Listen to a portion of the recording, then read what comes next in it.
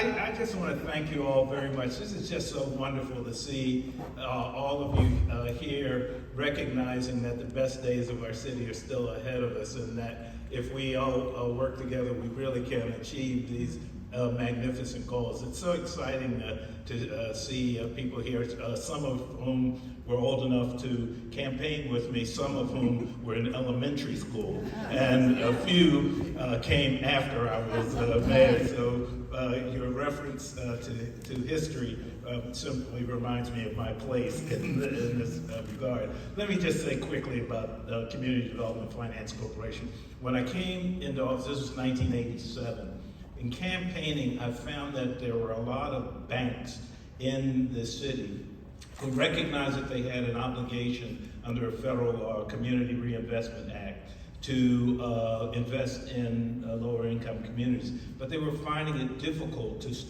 use the money strategically. So Baltimore had a history of creating these quasi-government corporations in order to go after some major issues, Baltimore Development Corporation now being a successor in that. So we created an entity that the banks could put their money into, and then we could focus on low-income neighborhoods to try to improve the quality of life there. That was the idea of the Community Development Finance Corporation, which has morphed tremendously into Baltimore lending. Now they do just an outstanding job, and I'm so proud of it. We had a strategy, and I must say, just thinking about contemporary issues, the strategy for development actually arose out of trips that I took to Israel to look at project renewal sites in Jerusalem and a small city called Kiryat Gat.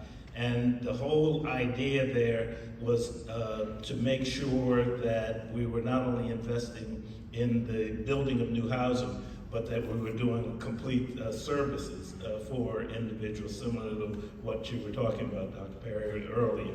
And so that was the whole idea.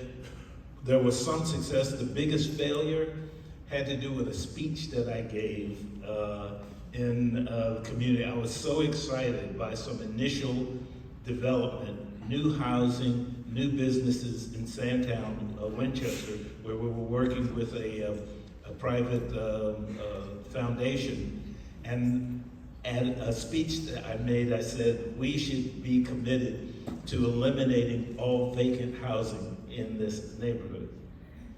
And I thought that was a wonderful goal.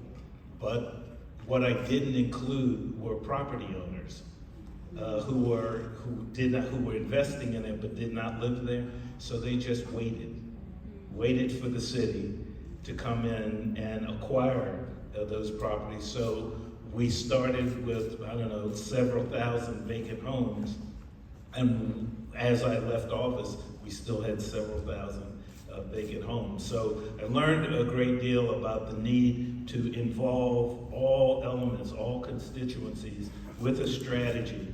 And I think that that's basically what I heard today in the presentation, and that's why I'm so pleased to see people working together from diverse backgrounds with a commitment to working together to improve the quality of life in the city.